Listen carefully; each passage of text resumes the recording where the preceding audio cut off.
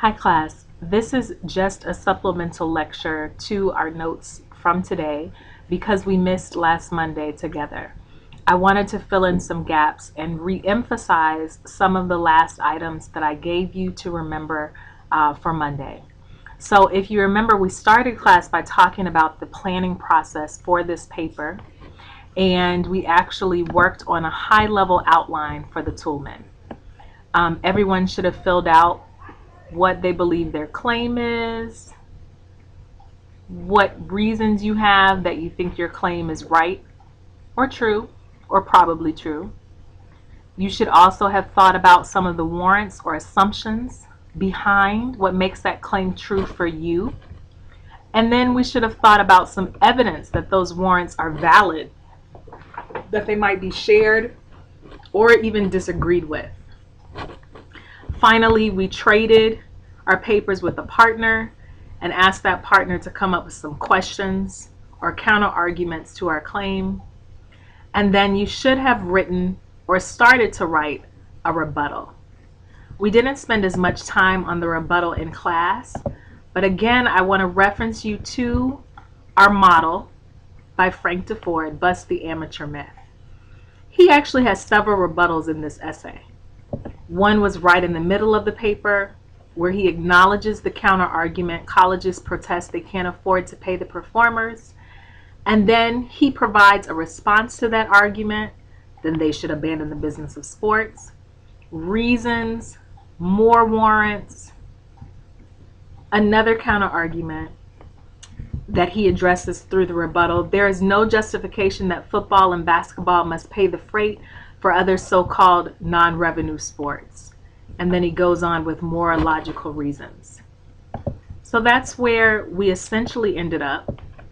Please don't worry yet about the qualifiers or fallacies to avoid. Qualifiers will actually add to the draft of the full paper. Fallacies we haven't talked about yet. Some of you did get to the second page where we started analyzing sources, and I'll come back to sources in a moment.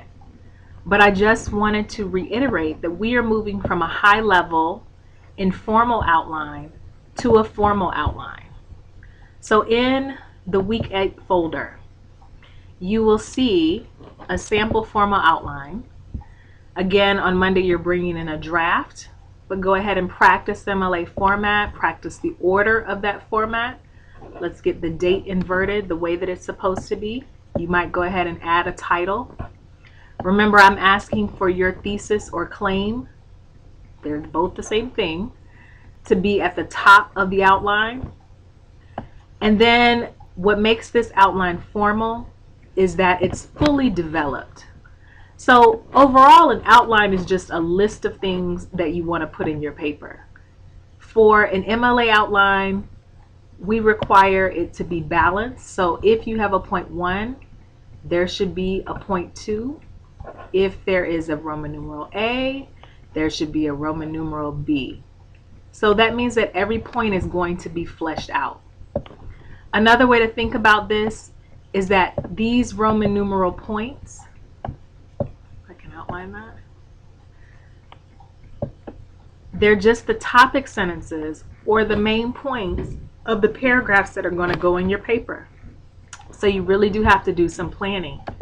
So for example, if I were outlining Frank DeFord's essay, one of my points might be many international sports where financial profits are made used to be amateur. That's going to be point 2 or point 3 of my outline. Okay, so I hope that that part is clear.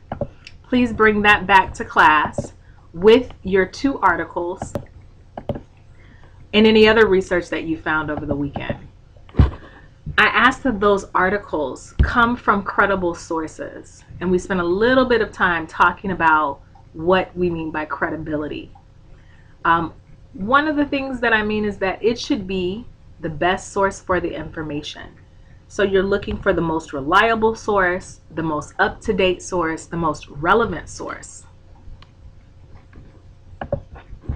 So for example, again, if I picked college athletes as my topic, a lot of results would come up We'll notice that the first few things that come up are from Business Week, Wikipedia, USA Today.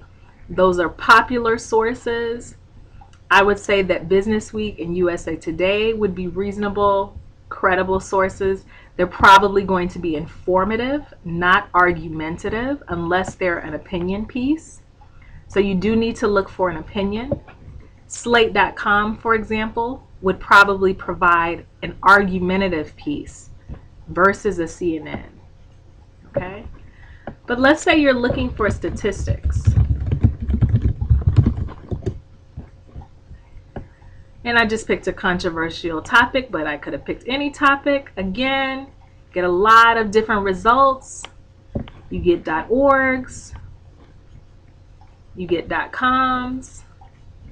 Okay, lower you get a .gov source.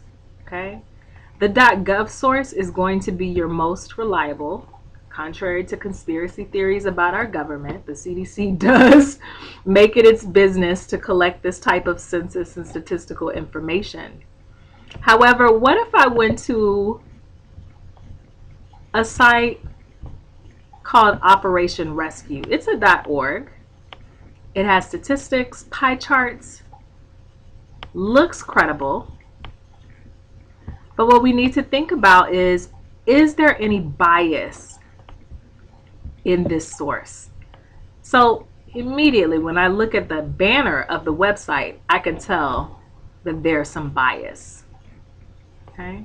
That doesn't automatically disqualify this as a source, but it means that you as the arguer need to be aware of it and to be aware that your audience is going to think about and question your sources and their credibility. Okay? So in terms of, and actually I'm going to skip this, in terms of sources that we don't want to use, I'd say instead of Wikipedia, find an actual encyclopedia.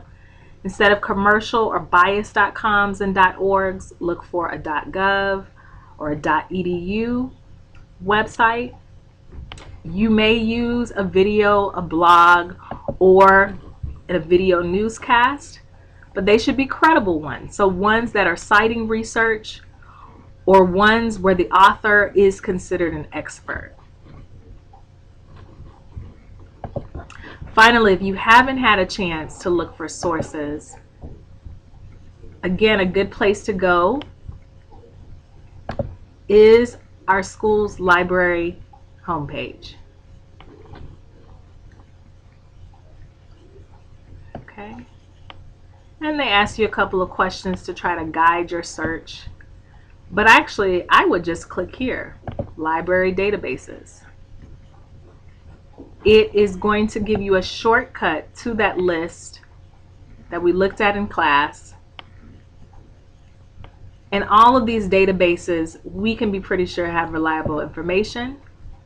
For the argument paper, we said that controversial issues and current events, this section would probably be very helpful. CQ Researcher, for example, gives you kind of a mini brief overview of the situation or the topic. It includes statistics. If you haven't figured out your issue, you can read more about some other ones. Opposing Viewpoints and Context is a pretty great database. Because again, it has issues. If you haven't narrowed down your issue yet, you can browse some. I'm just going to put gun control.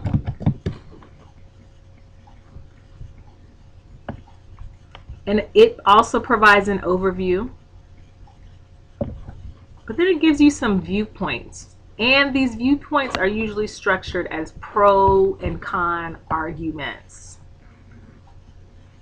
It has scholarly sources, sources with statistics. So it's kind of a warehouse for good information. Okay. So I hope that's helpful. Remember for your outline, a couple of different ways that you can use your sources. In general, I just want you to be thinking about them. because we're going to be adding on to that source frame that we started in our last class. If you have any questions about what you need to bring in, if you need any advice on your claim or your research, please email me over the weekend.